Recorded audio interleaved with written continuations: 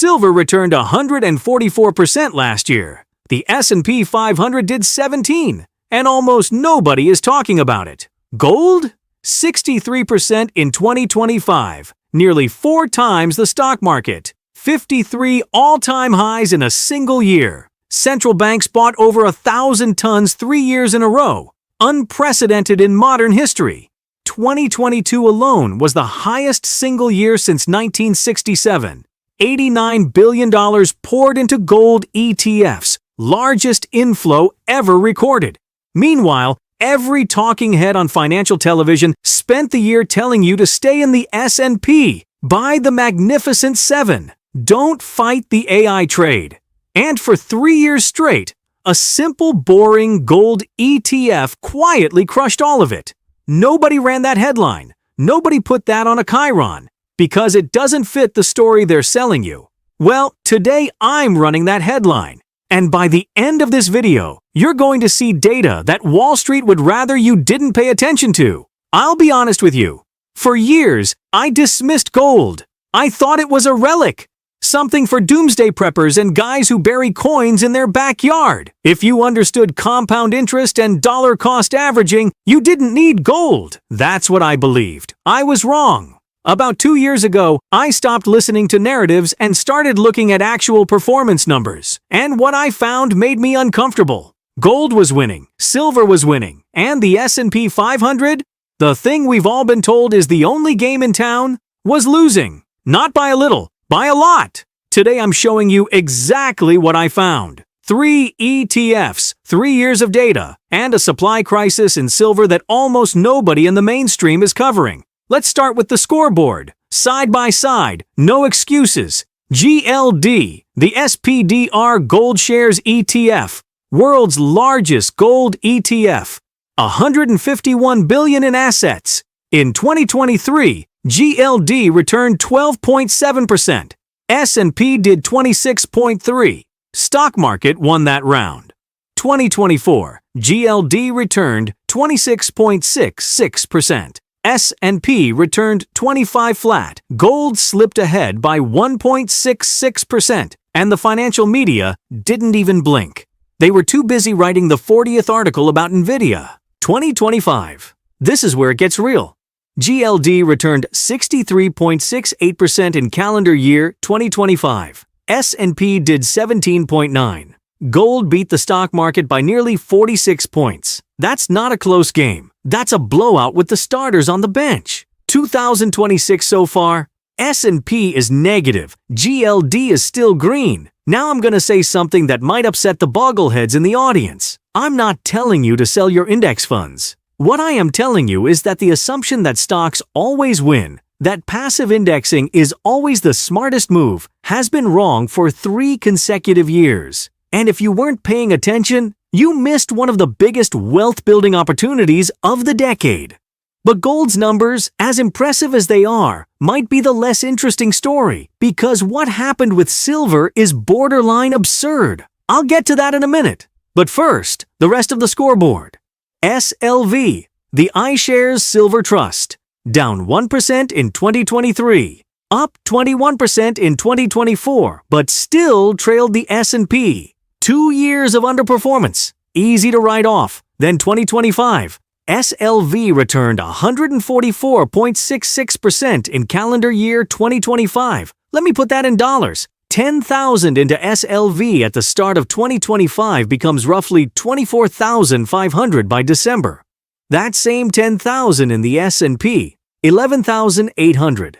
The difference is $12,700 on a $10,000 bet. In 12 months, GLTR, the ABRDN Physical Precious Metals Basket, holds gold, silver, platinum, palladium. In 2025, it returned 87.25%. In 2026, both GLD and GLTR are still positive. The S&P is not. Silver gave back a touch after its massive run. SLV is roughly flat year to date, but it's still up over 100% on the trailing year. For years, the S&P was the hare. Flashy, fast, unbeatable. Precious metals were the tortoise. In 2024, the tortoise caught up. In 2025, it lapped the hare. I want you to do something right now. Pause this video, open your brokerage app, look at your 1-year return. Now compare it to these: GLD 45%, SLV 105, GLTR 63. Now, those trailing 1-year numbers are lower than the calendar year returns I just mentioned. That's because the trailing year includes the brutal March crash I'm about to tell you about. But even after that crash, these ETFs still crush the S&P. How does your portfolio stack up? Go look. I'll wait. Now let's address that crash because I know it's on your mind. March 2026 was ugly. GLD dropped 14.58%, SLV cratered nearly 25%, GLTR fell 18.5%. Real pain. 3 things collided.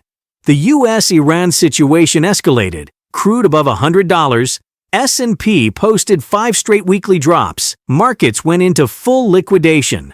Second, the Fed came in hawkish, holding rates at 3.5 to 3.75% with 0 cuts priced in. Third, speculative money bolted.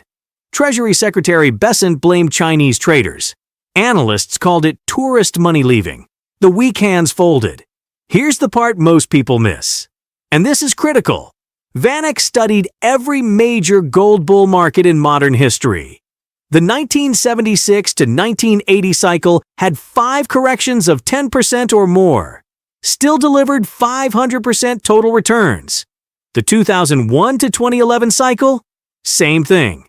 5 major corrections. Still delivered 500 to 600%. This cycle, which started in 2022, has had only 2. 2 out of a historical pattern of 5. If this plays out like previous cycles, we're not in the 9th inning. We're in the middle of the game, and anyone who panic sold in March may have sold at exactly the wrong spot. Let me give you the historic context on gold because I don't think most people grasp what 2025 actually was. Gold crossed $5,000 an ounce on January 26, 2026. Intraday all-time high, $5,595 on January 29th. 53 new records in 2025. 1 every 5 trading days for a year. Full-year return of approximately 63%, the strongest since 1979. After March's pullback, gold sits around 4,460. Here's the key. VanEck shows this bull market has delivered roughly 200% so far. Prior mega cycles delivered 500 to 600. If the pattern holds, there could be a long way to go. GLD, beta of 0.13, practically uncorrelated to stocks. 5-year annualized return of 20.85%. That number includes the quiet years before this run accelerated. The trend was building under the surface long before the headlines caught up. All right, now silver. Lock in for the next few minutes because this is the most important part of the video. Silver is in a structural supply deficit. Not a blip, a multi-year deepening deficit that the market cannot easily fix. 2021, short 178 million ounces. 2022, 238 million. 2023, 200 million. 2024, 149 million. 2025, estimated 95 million. 5 consecutive years. 2026 is projected to be the 6th. Add those 5 years together. The cumulative shortfall is 820 million ounces. I need you to sit with that number. 820 million ounces. That's not a projection. That has already happened. The world consumed an entire extra year of global silver production beyond what mines could deliver. Those ounces came from drawing down existing stockpiles. The warehouse is getting emptier. And here's what makes it nearly impossible to fix. 75% of all silver mined comes as a byproduct of other metals. Copper, zinc, lead.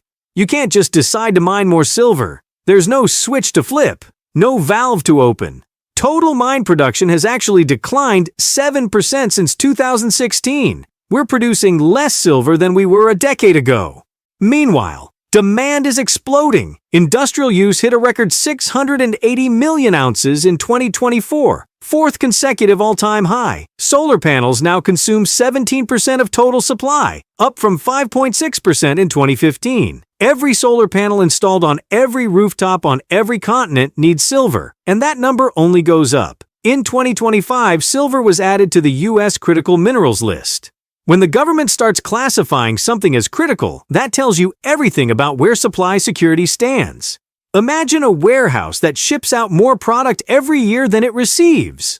5 years running, the shelves don't get fuller, they get emptier. And when those shelves run low and orders keep rising, the price of what's left has to go up. That's not speculation, that's supply and demand. That's why silver hit an all-time high of $121.67 on January 29th and posted 10 consecutive monthly gains. Let me give you 5 numbers that should change the way you think about your portfolio. Save this part if you need to. 1. Gold set 53 all-time highs in a single year. 2. Silver's deficit has reached 820 million ounces. An entire year of global production gone. 3. Central banks bought over 1,000 tons of gold 3 years in a row. Unprecedented in modern history. 4. $89 billion flowed into gold ETFs in 2025. Most ever. 5. The S&P 500 is negative in 2026. Gold is not. If those 5 facts don't make you curious, I don't know what will. So who's driving this? Not Reddit traders. Not day traders chasing momentum. Central banks. Sovereign institutions managing the wealth of entire nations. They bought 1,136 tons in 2022. 1,037 in 2023. 1,045 in 2024. 3 straight years above 1,000 tons. Unprecedented. In the World Gold Council survey, 95% expect reserves to keep rising. 43% plan to increase their own holdings. Highest reading ever. Poland, Kazakhstan, Brazil, China, all loading up. When the institutions that literally print money choose to buy gold instead of holding their own currency, that's not speculation. That's the biggest signal in the room. Gold ETFs saw $89 billion in inflows in 2025, record year. Global assets doubled to $559 billion. By February 2026, holdings hit a new all-time high of 4,171 tons. Total assets crossed $700 billion. When central banks and institutional money move in the same direction at record speed, that's not noise. That's conviction. Where does this go? Here's what the trillion-dollar institutions are saying. JP Morgan, gold at 5,000 by Q4 2026, 6,000 possible longer term.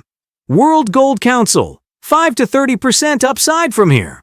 VanEck, firmly bullish, noting this cycle is only at 200% versus 5 to 600 in prior cycles. Silver, JP Morgan targets $81. BNP Paribas sees 100. HSBC's range tops out at 88. When this many major institutions point the same direction, it usually means something.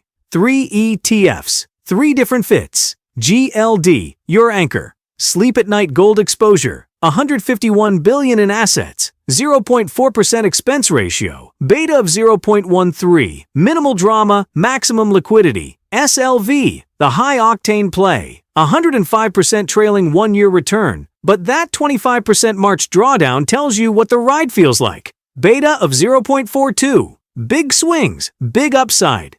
And remember, the calendar year 2025 return was even higher at 144%.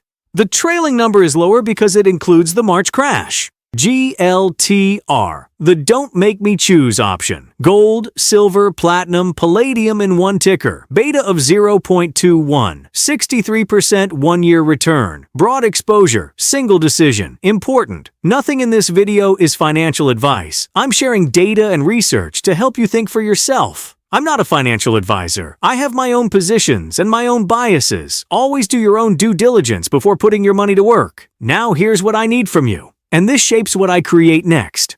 Drop 1 letter in the comments. G for gold, S for silver, B for the basket. Whichever letter gets the most votes, I'm doing a full deep dive on that ETF. Entry strategies, when to buy the dips, the whole playbook. Your comment isn't a favor to me. It's a vote that decides the next video. If this opened your eyes, hit like. Takes 1 second. Tells the algorithm to put this in front of more people who need to see it. And if you're not subscribed, I do this every single week. Real data, real sources, no fluff. Here's what I keep coming back to. Everyone asks whether precious metals are in a bubble. But after 3 years of outperformance, record central bank buying, the largest ETF inflows in history, and a 5-year silver deficit that shows no sign of ending, maybe the better question is this. What if the real bubble is the blind faith that the S&P 500 will always be the best game in town? I'll see you in the next one.